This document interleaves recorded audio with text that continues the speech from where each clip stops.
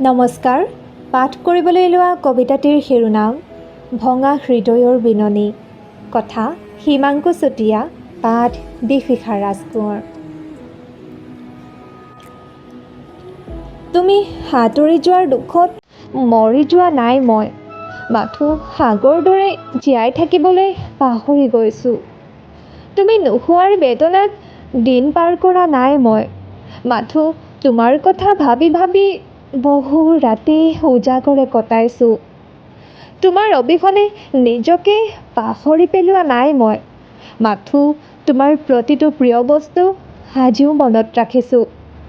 তুমি যে কৈছিলা ফুল ভাল পাওঁ বুলি, সেয়ে বাটৰ প্ৰতিপাহ সৰা ফুলত আজি তোমাকেই দেখিছোঁ। মন গ'লে আহিবা উভতি, মই সদায় তোমাৰে হৈ থাকিম।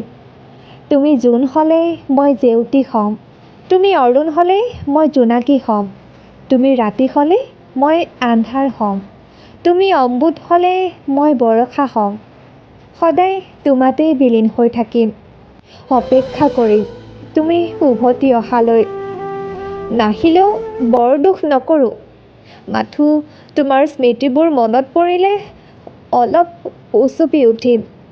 অস্ত যোৱা বেলিৰ বেজাৰত আকাশৰ যিদৰে চকুপানী নিকৰে, তেনেকৈ আনে নেদেখাৰ সুযোগ লৈ অলপ চকুলো টুকিম। তোমাৰ নামতেই হাঁহিম, মৰহা ফুলৰ মালা সদায় গুঠিম। সপোনত তোমাৰ কাষলৈ গৈ মোৰ ভঙা হৃদয়ৰ টুকুৰা বুটলিম। ধন্যবাদ।